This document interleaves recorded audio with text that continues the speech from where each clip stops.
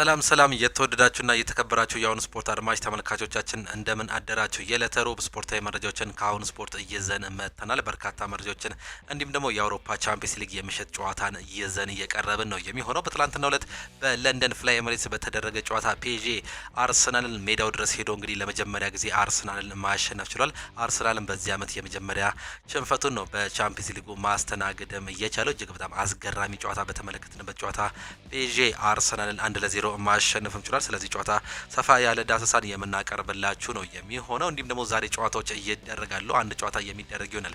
በአውሮፓ ቻምፒየንስ ሊግ የግማሽ ፍጻሜ ጨዋታ ባርሴሎና ኢንተር ሚላንን የሚያስተናግድ ይሆናል። ይህንንም ጨዋታ በሰፊው የምንመለከት ነው የሚሆነው። ከእናንተ የሚጠበቀው ሰብስክራይብ በማድረግ የቤተሰባችን አባል እንዲሆኑ ነው። እንዲሁም ደግሞ በዛሬው ጨዋታ ላይ ሀሳብ አስተያየታችሁን እንዲሁም ደግሞ ግምታችሁን ልታስቀምጡልንም ትችላላችሁ። በክለብ መረጃዎቻችን የተለያዩ የክለብ መረጃዎችንም ይዘን ቀርበናል። አርሰናል፣ ማንቸስተር ዩናይትድ፣ ማንቸስተር ሲቲ፣ ቼልሲ፣ ሊቨርፑል፣ ቶተንሃም፣ ሪያል ማድሪድና ባርሴሎና የሚሳሰሉ በርካታ ታላላቅ ክለቦችን የምንመለከት ነው የሚሆነው። በትናንትናው ጨዋታ ላይ ምን ተሰማችሁ? እንዴት አያችሁት? ጨዋታውን ሀሳብ አስተያየታችሁን ኮመንት ቦክስ ላይ ልታጋሩን ትችላላችሁ። በተለይም አርሰናል ትናንትና መሸነፉን ተከትሎ በፓርክ ዴ ፕሪንስ በፈረንሳይ በሚደረገው ጨዋታ ላይ አርሰናል ይህን ውጤት ገልብጦ ያልፋል የሚለው ሌላኛው ጥያቄ ነው። አንዳንድ ስታቲክሶችን ስንመለከት እንግዲህ በአውሮፓ ቻምፒየንስ ሊግ በሜዳው ተሸንፎ ቀጣዩን ጨዋታ የገለበጠ ሁለት ክለቦች ናቸው። እነሱም አያክስ እንዲሁም ደግሞ ቶተንሃም ብቻ ናቸው። ይህንን ታሪክ ይጋራ ይሆን አርሰናል? እንግዲህ ሌላኛው ጥያቄዎችን ከአሁኑ እያስነሳም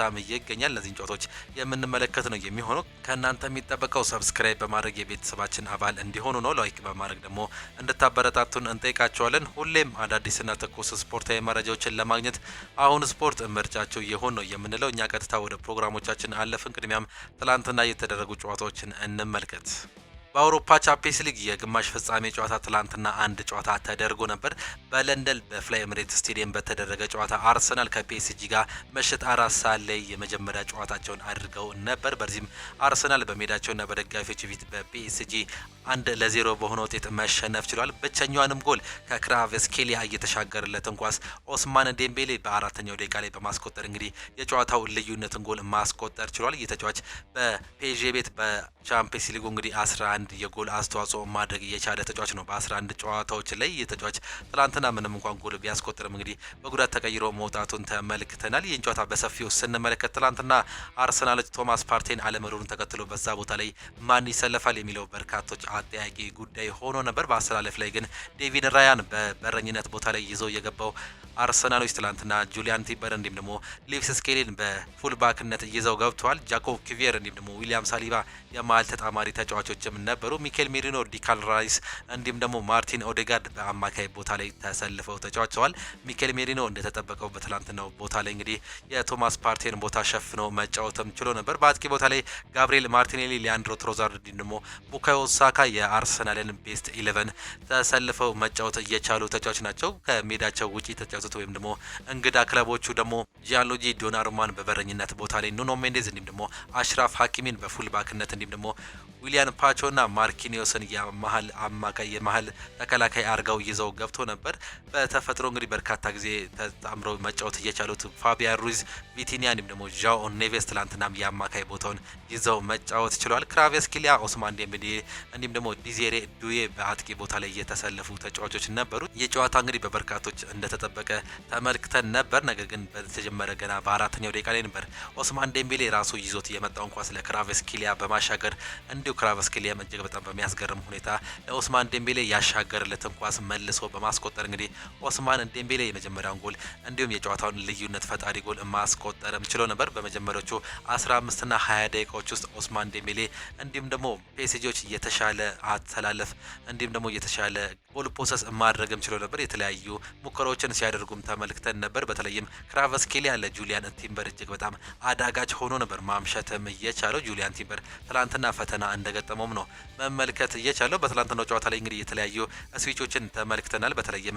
በፒኤስጂ በኩል በመጀመሪያው አጋማሽ ላይ ፕረስ በማድረግ በጣም የተሻሉ ነበር። ነገር ግን በሁለተኛው አጋማሽ ላይ ወደ ኋላ አፈግፍገው እንዲሁም ደግሞ አጥራቸውን ጠብቀው ሲጫወቱም ተመልክተን ነበር። በሚያገኙት አጋጣሚዎች ደግሞ ጎል ለመፍጠርም ሲታገዱ ተመልክተን ነበር። በመጀመሪያው አጋማሽ እንግዲህ ፒኤስጂዎች ብዙ ሙከራዎችን አድርገው ነበር። ክራቨስኬሊያ ብዙ እድሎችን ሲፈጥርም ተመልክተን ነበር። በተለይም እስከ 30ኛው ደቂቃ ላይ የተሻለውን ፒኤስጂ ከተመለከትን በኋላ ከዛ በኋላ የቀሩትን 15 ደቂቃዎች ግን አርሰናሎች ተሽለው መጫወት ችለው ነበር። ነገር ግን አርሰናሎች ምንም እንኳን የተሻለ ሙከራዎችን እንዲሁም ደግሞ ሹቶችን ማድረግ ቢችሉም ምንም አይነት ጎል ማግኘትም አልቻሉም። ጋብሪኤል ማርቲኔሊ ትላንትና የሳታቸው ኳሶች ምናልባት ለአርሰናል እጅግ በጣም አስቆጩ ነበሩ፣ በተለይም በመጀመሪያው አጋማሽ። ከዛም በኋላ በሁለተኛው አጋማሽ እንግዲህ ሁለቱም የተለያየ አጫወትን ይዘው መግባት ችለው ነበር። በፒኤስጂ በኩል ስንመለከት የመጀመሪያውን እጅግ በጣም ፕሬስ የሚያደርገውን ፒኤስጂ ትተው እንግዲህ በተቻለ አቅም አጥራቸውን በመጠበቅ ሲጫወቱ ተመልክተን ነበር። በተፈጥሮ ኑኖ ሜንዴዝ እንዲሁም ደግሞ አሽራፍ ሀኪም እጅግ በጣም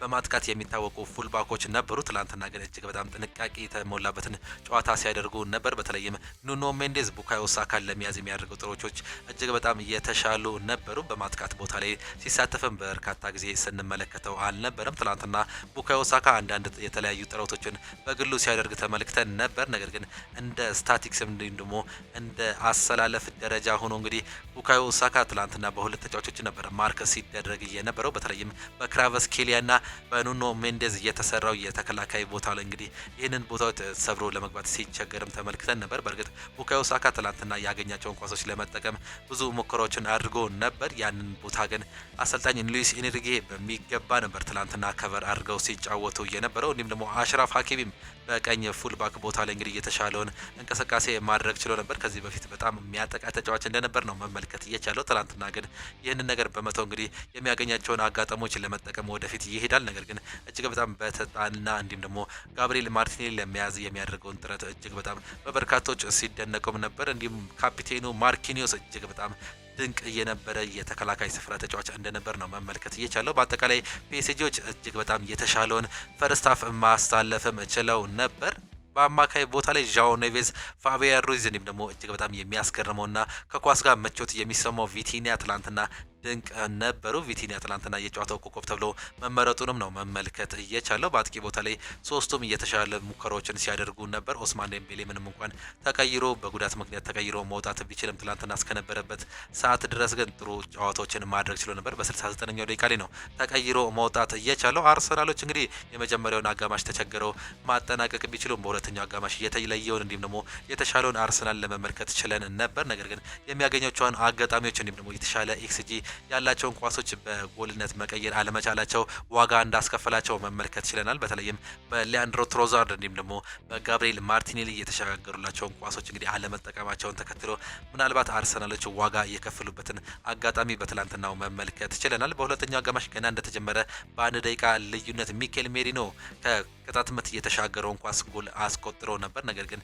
ቫር ከጨዋታ ውጪ መሆኑን እንደተመለከተና ኳሱንም እንደሻረ መመልከት ችለናል። ከዛ በኋላ የተለያዩ ሙከራዎችን ቢያደርጉም ጃሎኒ ዶናሩማ ትላንትና ድንቅ የነበረው ጃሎኒ ዶናሩማ የተለያዩ ሙከራዎችን እንግዲህ ሲያመክን ተመልክተናል። በተለይም የሊያንድሮ ትሮዛርድ እጅግ በጣም አስቆጪ አጋጣሚ ነበረች። እንዲሁም ሌላኛው ደግሞ የጋብሪኤል ማርቲኔሊ እጅግ በጣም ከጎል ጋር የተቃረበችውን ኳስ እንግዲህ በማውጣት እጅግ በጣም ድንቅ ነበር። ዴቪድ ራያን በአርሰናል በኩል የተለያዩ ሙከራዎችን ሲያመክን ነው መመልከት እየቻለው። በዚህም የተነሳ እስከ 80ኛው ደቂቃ ላይ ድረስ እንግዲህ የተለያዩ ሙከራዎችን አድርገው ቆይተው ነበር። በተቃራኒ ቦታ ላይ ጎንካሎ ራሞስ በ85ኛው ደቂቃ ላይ ኦፍ ዘ ፖስት የመለሰበትም ኳስ አጋጣሚ እጅግ በጣም አስገራሚ እንዲሁም ደግሞ የሚያስቆጭ ነበር በፒኤስጂ በኩል። ሌላኛው ተጫዋች ደግሞ ብራድኬ ባርኮላ ተቀይሮ ገብቶ እንግዲህ ሁለት የተለያዩ ኳሶችን ማምከንም ችሏል። ትላንትና እነዚህ ኳሶች የሚቆጠሩ ቢሆን ኖሮ ምናልባትም ፒኤስጂ ጨዋታዎችን በዚህ ጨዋታ ላይ ገለው መሄድም እየችሉ ነበር። በፖል ፖዚሽን በኩል ስንመለከት ፒኤስጂዎች 53% ፖል ፖሰስ ማድረግ የቻሉ ሲሆን አጠቃላይ 11 ሙከራዎችን አድርገው አራቱ ኦን ታርጌት ነበሩ። በአርሰናል በኩል 47% ፖል ፖሰስ እያደረጉ ሲሆን 10 ሙከራዎችን አድርጓል። 5ቱ ደግሞ ኦን ታርጌት ነበሩ። የተሻለ ኤክስጂ የነበራቸው ግን በተለይም ፒኤስጂዎች እንደነበሩ ነው በትላንትናው ዕለት መመልከትም የቻለው። ቪቲኒያ ከትላንትናው ጨዋታ በኋላ እንግዲህ ያሰብነውን አሳክተናል ሲል ሀሳቡን ሰጥቷል። በትላንትናው ጨዋታ ላይ እጅግ በጣም ድንቅ የነበረውና የጨዋታው ኮከብ ተብሎ መመረጥ እየቻለው ቪቲኒያ ጨዋታውን እንግዲህ እንዳሰብነው ማሳካት ችለናል፣ ሀሳባችንንም እንዲሁም ደግሞ ቃል የገባነውን ነገር ማድረግ ችለናል። በኤምሬትስ ቀና ብለን መውጣት እንፈልግ ነበር፣ ይህንንም ማሳካት ችለናል ሲል ነው ሀሳቡን መግለጽ የቻለው። በአርሰናል በኩል ትላንትና 4 ተጫዋቾች ብቻ ናቸው ጥሩ መንቀሳቀስ እየቻሉት። በረኛው ዴቪድ ራያ፣ ሉዊስ ስኬሊ፣ ዲክላን ራይስ እንዲሁም ደግሞ ቡካዮ ሳካ የተሻሉ የአርሰናል ተጫዋቾች ነበሩ። ጋብሪኤል ማርቲኔሊ፣ ሊያንድሮ ትሮዛርድ እንዲሁም ደግሞ ማርቲን ኦዴጋርድ እጅግ በጣም የወረደ አቋማቸውን በትላንትናው ዕለት ማስመልከት ችለናል። እንዲሁም ደግሞ በመጀመሪያው አጋማሽ ጁሊያን ቲምበር ያሳየው አቋም ከሱ የማይጠበቅም ነበር። በሁለተኛው አጋማሽ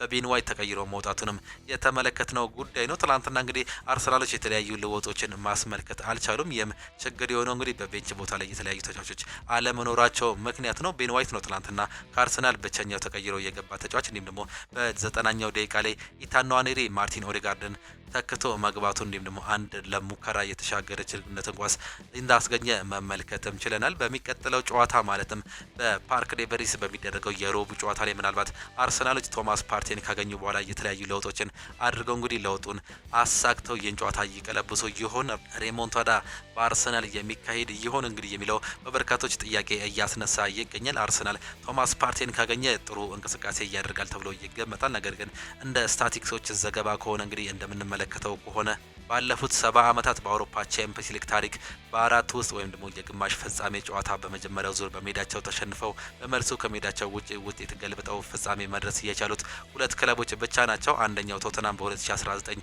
ሲሆን በሁለተኛው ደግሞ አያክስ በ1996 ብቻ ነበር። ከሁለት ክለቦች ውጪ ለፍጻሜ በመድረስ ከሜዳቸው ውጪ ተሸንፈው ውጤት እየገለበጡ ክለቦች የሉም። ይህንን አርሰናል ሶስተኛው ክለብ ይሆን ወይስ ይህንን ነገር በመተው እንግዲህ እንደገና በግማሽ ፍጻሜ ታሪካቸውን ይገቱ ይሆን የምንመለከት ነው የሚሆነው። ኦስማን ዴምቤሌ የአምስትሪንግ ጉዳት እንዳጋጠመው የሚገመት ሲሆን ምናልባትም ለቀሪው ጨዋታ ላይ እንግዲህ የማይገኝ ሊሆን እንደሚችል መረጃዎች እየወጡም ይገኛሉ። አርሰናል ቀጣዩን የመልሱን ጨዋታ እንግዲህ በራሱ ከባዱን ጊዜ የሚያሳልፍ ይሆናል። በፓርክ ዴ ፕሪንስ በሚደረገው ጨዋታ ላይ የፒኤስጂ ደጋፊዎች እንግዲህ ትላንትና የፒኤስጂ ደጋፊዎች እጅግ በጣም በሚያስገርም ሁኔታ አርሰናሎች የመጀመሪያውን ፊሽካ ከመነፋቱ በፊት የአርሰናል ደጋፊዎች እጅግ በጣም ቀውጢ ሲያደርጉት ነበር ሜዳውን እየተመለከት ነው። ነገር ግን ከጎሏ መቆጠር በኋላ የአርሰናል ደጋፊዎች ተቀዛቅዘው ተመልክተን ነበር። ነገር ግን የፒኤስጂ ደጋፊዎች 2500 ደጋፊዎች ብቻ ነው የፒኤስጂ ደጋፊዎች መግባት እየቻሉት። ትላንትና ግን ሜዳውን ሲያሞቁት እየተመለከት ነው እነሱ ነበር። ይህንም ተከትሎ ምናልባት በፒኤስጂ ስቴዲየም በፓርክ ዴ ፕሪንስ በሚደረገው ጨዋታ ላይ የፒኤስጂ ደጋፊዎች እጅግ በጣም የደመቀ አቀባበል ለአርሰናል ሊያደርጉላቸው እንደሚችሉና እንዲሁም ደግሞ በሜዳቸውና በደጋፊዎች ፊት እንግዲህ የተለየ ድባብ ሊፈጥሩ እንደሚችሉ ካሁኑ እየተገመተም ይገኛል። አርሰናል ይህንን ሁሉ ተቋቁሞ ጨዋታውን እየገለበጥ ይሆን በበርካቶች ጥያቄ እያስነሳ ነው የሚገኘው። ነገር ግን ትላንትና አርሰናል ለመጀመሪያ ጊዜ በፒኤስጂ በሜዳውና በደጋፊዎች ፊት ሽንፈት ያስተናገደ ሲሆን እንዲሁም ደግሞ በዚህ ዓመት በአውሮፓ ቻምፒየንስ ሊግ የመጀመሪያ ሽንፈቱን በፍሌምሬትስ መቅመስም ችሏል። አሰልጣኝ ሚኬል አርቴታ ቀጣዩን ጨዋታ እንጠብቃለን ሲሉ ሀሳባቸውን ገልጸዋል። ከጨዋታው በፊት እንግዲህ ስለ ሴቶች ቡድንም ሀሳባቸውን ገልጸው ነበር። የሴቶች ቡድን እንግዲህ በአውሮፓ ቻምፒየንስ ሊግ ኦሎምፒክ ሊዮንን በደርሶ መልስ ውጤት እንግዲህ ከሜዳቸው ውጪ በማሸነፍ ወደ ፍጻሜ መድረሳቸውን ተመልክተን ነበር። በዚህም የተነሳ አሰልጣኝ ሚኬል አርቴታ እነሱን ምክንያት ወይም ደግሞ እነሱን ትምህርት በማድረግ ከነሱ ልምድ እየቀሰመን የምንሄድ ይሆናል ሲሉ ነበር ሀሳባቸውን መግለጽ የቻሉት። የሴቶች የአርሰናል ቲም የነበሩት በሜዳቸውና በደጋፊዎች ፊት 2-1 በኦሎምፒክ ሊዮን ቢሸነፉም ከሜዳቸው ውጪ ወደ ፈረንሳይ አቅንተው ግን 4-1 በሆነ ውጤት በማሸነፍ ለፍጻሜ ከባርሴሎና ጋር መፈጣጣቸው ይታወቃል። ይህንንም አርሰናሎች ምናልባት ይህንን ጨዋታ በሜዳውና በደጋፊዎች ፊት በፒኤስጂ 1-0 ቢሸነፍም ከሜዳቸው ውጪ ይህን ውጤት እንቀለብሰዋለን ሲሉ ከአሁኑ ግምታቸው እንዲሁም ደግሞ ሀሳባቸውን እየሰጡ ይገኛሉ። ከሜዳችን ውጪ ይህን ነገር ለማሳካት ፍላጎት አለን፣ ለዚህም ጠንክረን እንሰራለን ሲሉ ነው ግምታቸውን ሀሳባቸውን መስጠትም የቻሉት። የትላንትናው ጨዋታ ግን በሽንፈት መጠናቀቁን ነው የተመለከት ነው።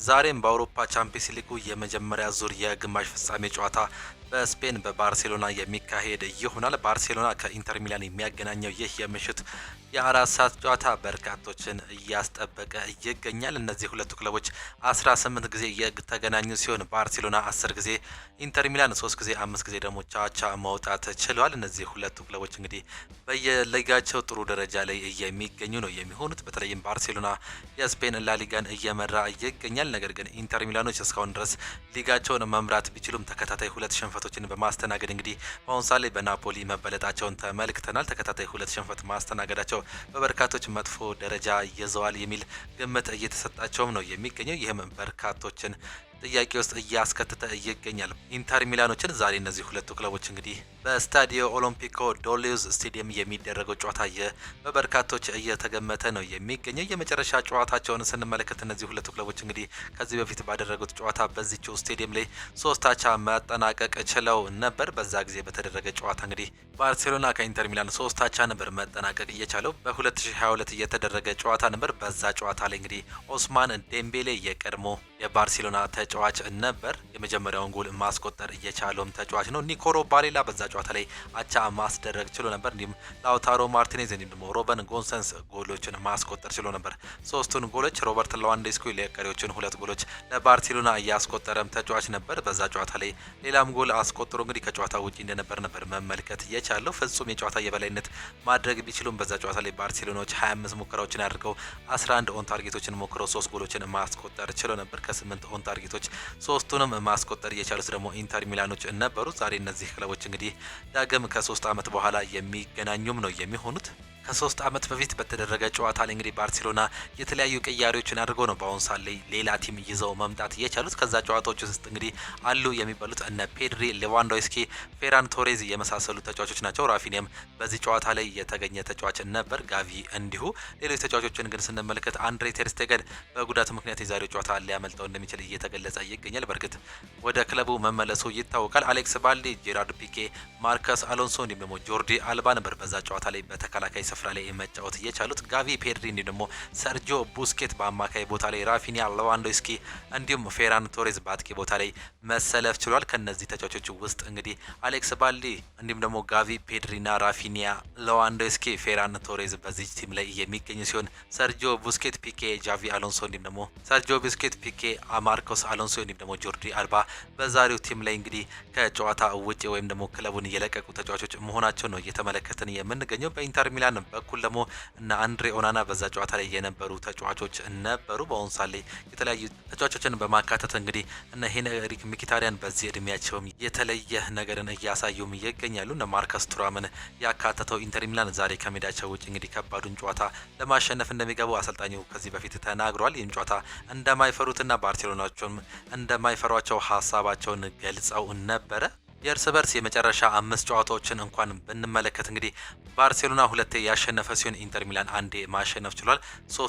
ሁለቱን ደግሞ አቻ መውጣት ነው የቻሉት። እነዚህ ሁለቱ ክለቦች ዛሬ በግማሽ ፍጻሜ የሚፋጠጡም ይሆናል። በዛሬው ጨዋታ ላይ የማይገኙ ተጫዋቾች አሉ። በተለይም በባርሴሎና በኩል አጥቂው ሮበርት ሌዋንዶውስኪ በጉዳት ምክንያት የዛሬው ጨዋታ ያመልጠዋል። እንዲሁ በረኛው ማርክ አንድሬ ቴር ስቴገን በጉዳት የማይገኝ ሲሆን አሌክስ ባልዲ፣ ማርክ ካሳዶ እንዲሁም ደግሞ ማርክ በርናል በጉዳት ምክንያት በባርሴሎና በኩል የማይገኙ ተጫዋቾች ናቸው። በኢንተር ሚላን በኩል ማርከስ ቱራም እንዲሁም ደግሞ ቤንጃሚን ፓቫርድ በጉዳት ምክንያት የማይገኙ ተጫዋቾች ናቸው። ነገር ግን ማርከስ ቱራም የዛሬው ጨዋታ ላይ የመገኘት እድሉ ሰፊ እንደሆነ ካሁኑ እየተገለጸም ይገኛል። በአውሮፓ ቻምፒየንስ ሊግ ብዙ ጨዋታዎችን እያደረጉ ከነዚህ ሁለቱ ክለቦች ውስጥ ስንመለከት ጁሊየስ ኩንዴ 12 ጨዋታዎችን በዚህ ዓመት ማድረግ ችሏል። ያን ሶመር በረኛው 11 ጨዋታዎችን ማድረግ የቻለው በርካታ ደቂቃዎችንም መጫወት እየቻሉት እነዚህ ሁለቱ ተጫዋቾች ናቸው። የቢጫ ካርዶችን ስንመለከት በባርሴሎና በኩል ኢንጎ ማርቲኔዝ 2 ቢጫ ካርዶችን በዚህ ዓመት መመልከት ችሏል። አስላኒ ኢንተር ሚላን በኩል 3 ቢጫ ካርዶችን የተመለከቱ ተጫዋቾች ናቸው።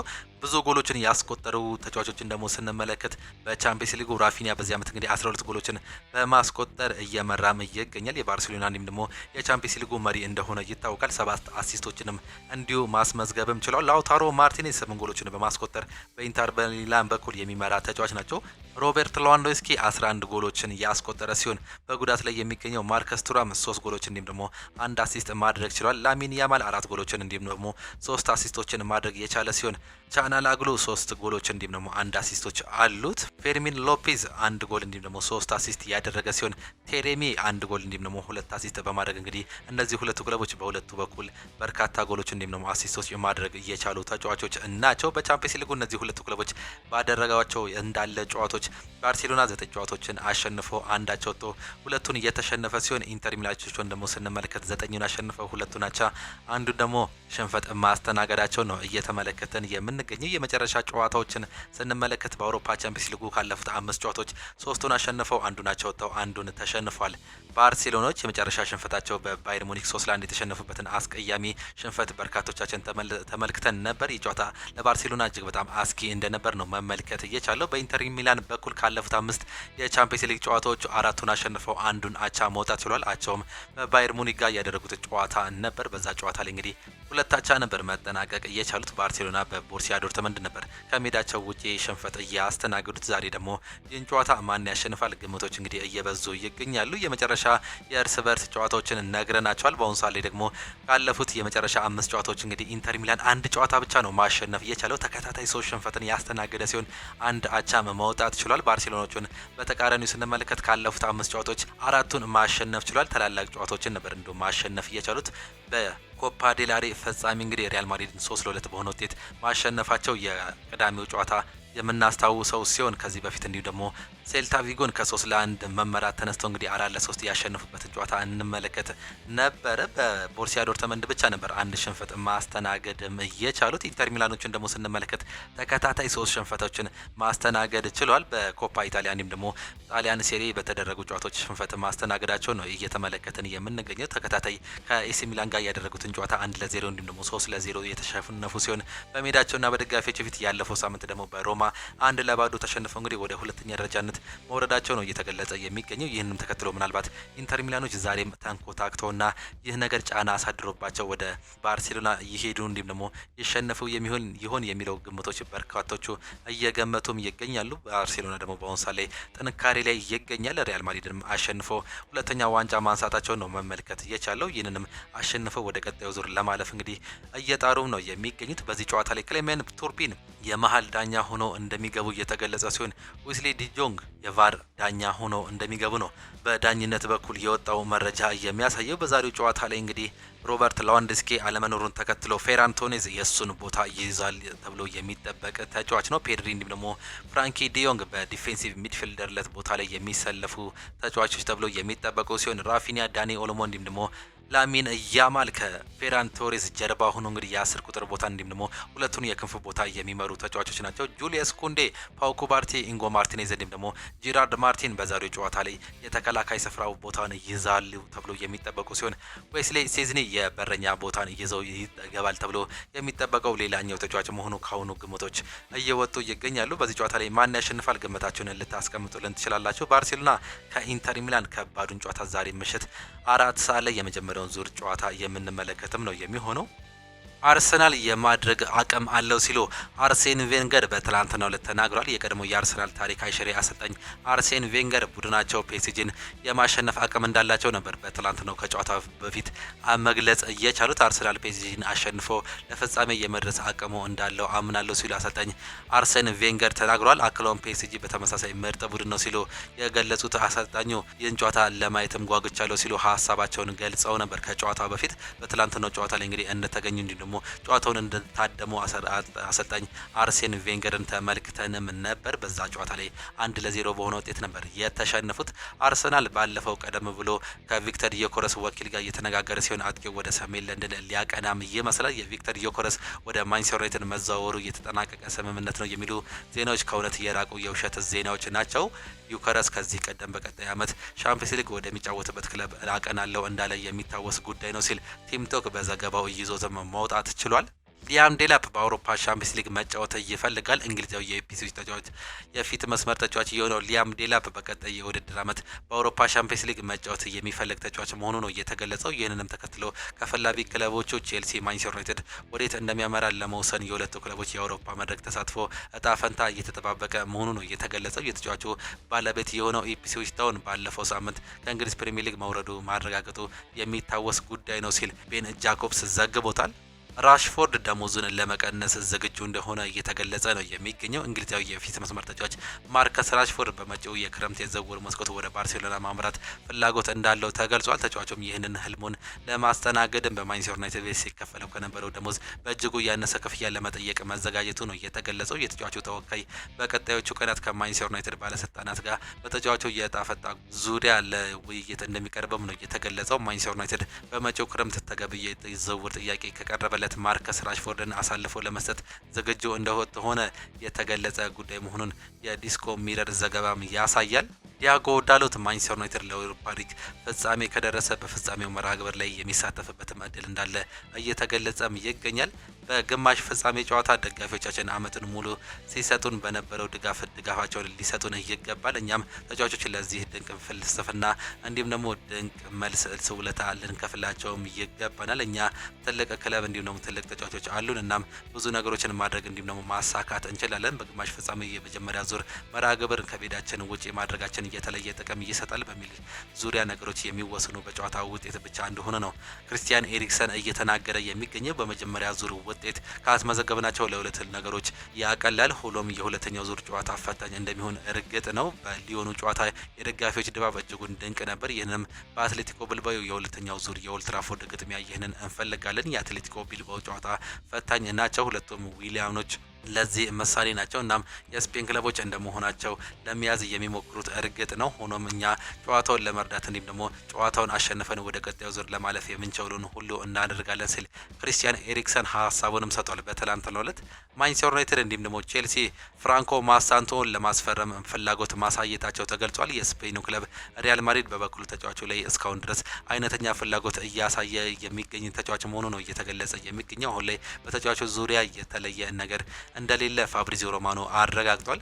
ግብ ጠባቂ ማስፈረም የሚያስቸኩል ስራ እንዳልሆነ በማንቸስተር ዩናይትድ በኩል መረጃዎች እየወጡ ይገኛሉ። አሰልጣኝ ሩበን አሞሪም በመጪው ክረምት ግብ ጠባቂ ከማስፈረም ይልቅ ሌሎች ቦታዎችን ማጠራከር ቅድሚያ የመስጠት ፍላጎት አለው። በኦናና ዝውውር ዙሪያ የሳውዲ ክለቦች ኒዮም ኤስኤፍሲ ፍላጎት ማሳየቱ የተገለጸ ሲሆን ኦናንን እንደሚሸጥ ከተወሰነም ይህ የሳውዲ ክለብ ከበርካታ የአውሮፓ ክለቦች ጋር ፉክክር እንደሚገጥመው ክሪስ ዊለር ዘገባውን ይዞት ማውጣትም ችሏል። የሪያል ማድሪድ የወሩ ምርጥ ተጫዋች እጩዎች ይፋ ተደርጓል። በአሰልጣኝ ካርሎ አንቸሎቲ የሚሰለጥኑት የላሊጋው ክለብ ሪያል ማድሪድ የወራ ሚያዝያ የወሩ ምርጥ ተጫዋች እጩዎች ይፋ ተደርጓል። በዚህ መሰረት ኤድዋርዶ ካማቪንጋ፣ ጁድ ቤሊንጋም፣ ፌዴ ቫልቬርዴ እንዲሁም ደግሞ ኦሪዮል ቹዋሚኒ እና ቪኒሲየስ ጁኒየር የወራ ሚያዝያ የወሩ ምርጥ ተጫዋች እጩዎች ይፋ መደረጋቸው ነው የተገለጸው። ላሚን ያማል ሜሲ በታሪክ ምርጡ ነው ሲል ሀሳቡንም ገልጿል። የባርሴሎና ወጣት የፊት ተጫዋች ላሚን ያማል ከዛሬው የኢንተር ሚላን ጨዋታ በፊት ለጋዜጠኞች ሀሳቡን ገልጾ ነበር። ላሚን ያማል ምን አለ የሚለውን ስንመለከት እኔ ማሸነፍ እስከ ቀጠልኩ ድረስ ለእኔ የፈለጉት መናገር ይችላሉ፣ ካላሸነፍን እንቀጥላለን ሲል ነው የተናገረው። ኢንተር ሚላን ጠንካራ ቡድን ነው፣ እንዴት መከላከል መልሶ ማጥቃት እንዳለባቸው ያውቃሉ። በራሳችን ማመን እንዲሁም ደግሞ ከዚህ በፊት ያደረግነውን ነገር ማድረግም አለብን። የአውሮፓ ቻምፒየንስ ሊግ የፍጻሜ ላይ መድረስም ፍላጎት አለን። ሊዮኔል ሜሲ በታሪክ ምርጥ እግር ኳስ ተጫዋች ነው። የምንጫወተው እግር ኳስ ተጫዋች ስለሆንን ብቻ አይደለም፣ ለማሊያው ስሜት ስላለን እንዲሁም ደግሞ ባርሴሎና እንዳሸንፍ ስለምንፈልግ ነው በማለትም ላሚን ያማል ሀሳቡንም ገልጿል። ኢንተር ሚላን ተጫዋቹ ልምምድም ሰርቶለታል። የጣሊያን ሴሪያው ክለብ ኢንተር ሚላን ወሳኝ ተጫዋች የሆነው ማርከስ ቱራም ወደ ሜዳ መመለሱ ነው የተገለጸው። ማርከስ ቱራም ባጋጠመው ጉዳት ምክንያት የቡድኑ ያለፉት ሁለት ጨዋታዎች አለመሳተፉ የተገለጸ ሲሆን ኢንተር ሚላን ዛሬ በሰራው መደበኛ ልምምድ ላይ ማርከስ ቱራም መሳተፉ ተገልጿል። የአሰልጣኝ ሲሞኔ ኢንዛጊው ቡድን ኢንተር ሚላን ዛሬ ምሽት ከባርሴሎና ጋር የአውሮፓ ቻምፒየንስ ሊግ የግማሽ ፍጻሜ ጨዋታን የሚያደርግም ነው የሚሆነው። ጋብሪኤል ማርቲኔሊ አርሰናል ሻምፒየንስ ሊግ ዋንጫ ይገባዋል ሲል ሀሳቡን ሰጥቷል። የመድፈኞቹ የፊት መስመር ተጫዋች ጋብሪኤል ማርቲኔሊ አርሰናል የመጀመሪያ የሻምፒየንስ ሊግ ዋንጫውን እንዲያሸንፍ እንደሚሰሩ ነው የገለጸው። የአውሮፓ ሻምፒየንስ ሊግ ዋንጫን እንድናሸንፍ እናምናለን የሚለው ጋብሪኤል ማርቲኔሊ በዚህ ዓመት የማሸነፍ እድሉም አለንም ብሏል። አርሰናል ቤቴ ነው፣ ክለቡን እወደዋለሁ፣ በጣም ቆንጆ ነገሮችን ሰጥቶኛል ሲል ጋብሪኤል ማርቲኔሊ የተናገረ ሲሆን አክሎም አርሰናል ከዓለም ምርጥ ክለቦች ውስጥ አንዱ ነው፣ ሻምፒየንስ ሊግ ማሸነፍ ይገባዋል፣ ዋንጫዎችን ማሸነፍ ህልማችን ነው፣ የዚህ ቅጽበት አካል መሆን ደስተኛ እያደርገኛል ሲል ጋብሪኤል ማርቲኔሊ ሀሳቡንም ማጠናቀቅም ችሏል። የዛሬው ጨዋታ እንግዲህ በርካቶች እንደሚጠብቁት ይገለጻል። በዚህ ጨዋታ ላይ የማይኖሩ ተጫዋቾች ቢኖሩም እንግዲህ የዛሬው ጨዋታ በበርካቶች ገና ግምታቸው እየተሰጠም ነው የሚገኘው። እናንተም ውድ አድማጭ ተመልካቾቻችን ሀሳባችሁን፣ ግምታችሁን ኮመንት ቦክስ ላይ ልታጋሩን ትችላላችሁ። ዛሬ ማን ያሸንፋል የሚለውን ኮመንት ቦክስ ላይ አጋሩን። እኛም እንግዲህ የማሊያ ሽልማቶችን ትክክለኛ ግምት ላስቀመጠልን አድማጭ ተመልካቾቻችን የምናደርስ ይሆናል። በዚህም ሁላችሁም እንግዲህ እንድትሳተፉ ነው በዚሁ አጋጣሚ ልናስታውሳችሁ የምንወደው። የማንቸስተር ዩናይትድ የወሩ ምርጥ ተጫዋች ማን ይሆናል? በአሰልጣኝ ሩበን አሞሪም ማንቸስተር ዩናይትድ እየተመራ ሚያዝያ የወሩ ምርጥ ተጫዋቾች 4 እጩዎች ይፋ ተደርጓል። በዚህ መሰረት ካፒቴን ብሩኖ ፈርናንዴስ፣ ካርሎስ ካሴሚሮ፣ ሌኒ ዮሮ እንዲሁም ደግሞ ሃሪ ማጌር የሚያዝያ ወር የማንቸስተር ዩናይትድ ምርጥ ተጫዋቾች እጩ ሆነው መቅረባቸው ነው የተገለጸው። እንዲሁም ደግሞ ማንቸስተር ዩናይትድ ለወራ ሚያዝያ የወሩ ምርጥ ግብነት እጩዎች ይፋ አድርጓል። በዚህም እንግዲህ ያለፈው ጨዋታ ላይ በተለይም በሊዮን ጨዋታ ላይ በማንቸስተር ዩናይትድ እንዲሁም ሊዮን መካከል በተደረገው የኦልድ ትራፎርድ ጨዋታ ላይ 5ቱም ጎሎች እጩ ተደርገው ተወስዷል። ከነዚህም መካከል እንግዲህ ጆሹዋ ዝርኪዚ በሊዮን እንዲሁም ደግሞ ማኑኤል ኡጋርቴ፣ ዲያጎ ዳሎ፣ ኮቢ ማይኖ እንዲሁም ደግሞ ሃሪ ማጉዌር ያስቆጠሯቸው ሊዮን ጎሎች ላይ እጩዎች እየተደረጉ ሲሆን ከነዚህ ውጪ የአሌሃንድሮ ጋርናቾ ከኒውካስል ዩናይትድ ጋር ብቸኛዋን አንድ ጎል ያስቆጠረበት እችኛውም እጩ ሆና መቅረብም ችላለች። ፒተር ክሮች ኦስሜን ወይም ደግሞ ዲላፕ ለሚለው ጥያቄ የራሱን ሀሳብ ሰጥቷል። ቪክተር ኦስሜን በከፍተኛ ደረጃ ላይ ለረጅም ጊዜ የተጫወተ ተጫዋች ሲሆን ሊያም ዴላፕ በአንጻሩ በፕሪሚየር ሊጉ የ1 ዓመት ውድድር ብቻ ነው ማሳለፍ የቻለው። ለሊያም ዴላፕ ውዴታ አለኝ፣ ነገር ግን በግሌ ለማንቸስተር ዩናይትድ ኦስሜንን እመርጣለሁ ሲል ሀሳቡንም ሰጥቷል። ማቲያስ ኩኛ ጥሩ ተጫዋች ነው። በዚህ የውድድር ዓመት 15 የሊግ ግቦችን ማስቆጠርም ለዚያ በጣም ማመሳከሪያ ይሆናል። አሁን ላይ ወደ ማንቸስተር ዩናይትድ ሊያመራ ተጫዋቹ በሙሉ ስጋት አለኝ፣ ምክንያቱም ማንቸስተር ዩናይትድ አሁን ላይ ለተጫዋቾች መጥፎ ቦታ ነው ሲል የቀድሞ ተጫዋች ፖል ስኮልስ ሀሳቡንም ነው የሰጠው። ይህም ተጫዋች እንግዲህ ወደ ማንቸስተር ዩናይትድ ከመጣ በኋላ ይጠፋል የሚል ስጋት አለኝ ሲል ፖል ስኮልስ ለማንቸስተር ዩናይትድ ስጋት እንዳለው ሀሳቡን ሰጥቷል። ከዚህ በፊት በርካታ ተጫዋቾች መጥተው እንደጠፉ እናስታውሳለን። አንግል ዲማሪያን ጨምሮ እንግዲህ አሌክሲስ ሳንቼዝ፣ ሜምፊስ ዴፓይ እንዲሁም ደግሞ በቅርቡ የምናስታውሳቸው እነ አንድሬ ኦናና በክለቡ ቢኖሩም እንግዲህ ያለፈውን ከዚህ በፊት ኢንተር ሚላን ላይ ያሳዩትን አቋም ማሳየትም አልቻሉም። እነ ጆሹዋ ዚርክዚ፣ ራስመስ ሆይሉንድን ጨምሮ እንግዲህ በርካታ ተጫዋቾች ወደ ማንቸስተር ዩናይትድ ከመጡ በኋላ እየጠፉም ይገኛሉ። ምናልባት ይህም ብራዚላዊ ተጫዋች እየጠፋል የሚል እምነት እንዳለው ነው እየገለጸ የሚገኘው። ማንቸስተር ዩናይትድ እንዲሁም ደግሞ ቶተናም ሆትስፐር ሪያን ቸርኪን ለማስፈረም እየተፎካከሩ ይገኛሉ። ሊዮን ለተጫዋቹ ከ30 እስከ 35 ሚሊዮን ፓውንድ እንደሚፈልጉ ካች ኤንድ ኦፍሳይድ አስነብቧል። በኦልድ ትራፎርድ ላይ መጫወት እየቻለው ሪያን ቸርኪ በማንቸስተር ዩናይትድ ራዳር ውስጥ እንደሚገኝ መረጃዎች ያሳያሉ። ማንቸስተር ዩናይትድ ከራሽፈርድ ጉዳት በኋላ ከአስቶን ቪላ ጋር ማርከስ ራሽፎርድን ለመመለስ እየተነጋገሩ እንደሆነ ነው እየተገለጸ የሚገኘው። ማርከስ ራሽፎርድ በጡንቻ ጉዳት ምክንያት ቀዶ ጥገና እንደሚያስፈልገው እየተገለጸ ይገኛል። እናት ክለቡ ጋር ወደ ማንቸስተር ዩናይትድ ለማምራትም ንግግር እንደተደረገ ነው እየተገለጸ የሚገኘው። ማንቸስተር ዩናይትድ በዚህ ዓመት እንግዲህ በእንግሊዝ ፕሪሚየር ሊግ ጨዋታ እያደርጋል ተብሎ አይጠበቅም። በዚህም የተነሳ የማገገም ሂደቱን በኦልድ ትራፎርድ ካሪንግተን እንዲያሳልፍ እንደሚፈልጉ ነው መረጃዎች የሚያሳዩት። ሌላኛው በብሬኪንግ ኒውስ የወጣው መረጃ ምንም እንኳን እንግዲህ ይህ መረጃ እርግጠኝነት የጎደለው ቢሆንም ቪክተር ዮኮረስ ወደ ማንቸስተር ዩናይትድ የሚያደርገው ዝውውር ተጠናቋል ሲል ፉትቦል ኢንሳይደር አስነብቧል። ቪክተር ዮኮረስ ወደ ማንቸስተር ዩናይትድ የሚያደርገው ዝውውር የሚጠናቀቅ ከሆነም እንግዲህ ለማንቸስተር ዩናይትድ ጥሩ ዜና መሆኑን ሌሎችም እየዘገቡት ነው የሚገኘው። ይህን ተጫዋች በርካታ ክለቦች ይፈልጉታል። በዚህ ሰዓት ላይ የለንደን ክለቦች አርሰናልና ቼልሲን ጨምሮ በርካታ ክለቦች አይናቸውን እየጣሉበትም ነው የሚገኙት። ነገር ግን ይህ ተጫዋች ወደ ማንቸስተር ዩናይትድ የሚሄደው ብቸኛው ነገር ቻምፒየንስ ሊግን የሚሳተፍ ብቻ ከሆነ ነው። በዚህም ማንቸስተር ዩናይትዶች የዚህን ዓመት የዩሮፓ ሊግ ዋንጫን ለማንሳት እንደሚጥሩም እየተገለጸ ይገኛል። ፉትቦል ኢንሳይደር እንደዘገበው ከሆነ ግን ቪክተር ዮኮረስ ወደ ማንቸስተር ዩናይትድ ተዘዋውሯል ሲል ነው በእርግጠኝነት እየዘገበው። የብሪቲሽ ሚዲያ ያለፉት 24 ሰዓታት ስለ ቪክተር ኦሲሜን ሲዘግቡም ቆይተዋል። በ36 ጨዋታዎች 31 ጎሎችን እንዲሁም ደግሞ 8 አሲስቶችን ለጋላታሳራይ ማድረግ የቻለው ቪክተር ኦሲሜን ዩናይትድ የውል ማፍረሻውን ለመክፈል ዝግጁ መሆኑን እንዲሁም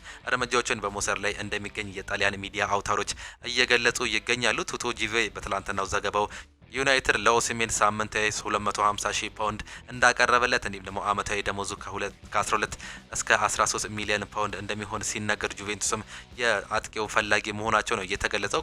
ጋዜጣ ዴሎ ስፖርት በበኩሉ ጁቬንቱስ ዱዛን ቭላሆቪችን በመሸጥ ቪክተር ኦሲሜንን ማስፈረም እየፈልጋሉ ብሏል። ሆኖም አሮጊቷ ለዝውውሩ የምትንቀሳቀሰው ለቻምፒየንስ ሊግ መብቃቷን ካረጋገጠች ብቻ ይሆናል። ዜናው ናፖሊ ግን ለጁቬንቱስ የመሸጥ ፍላጎት እንደሌለው ዘገባውም አንድምታ አድርጎ ዘግቧል።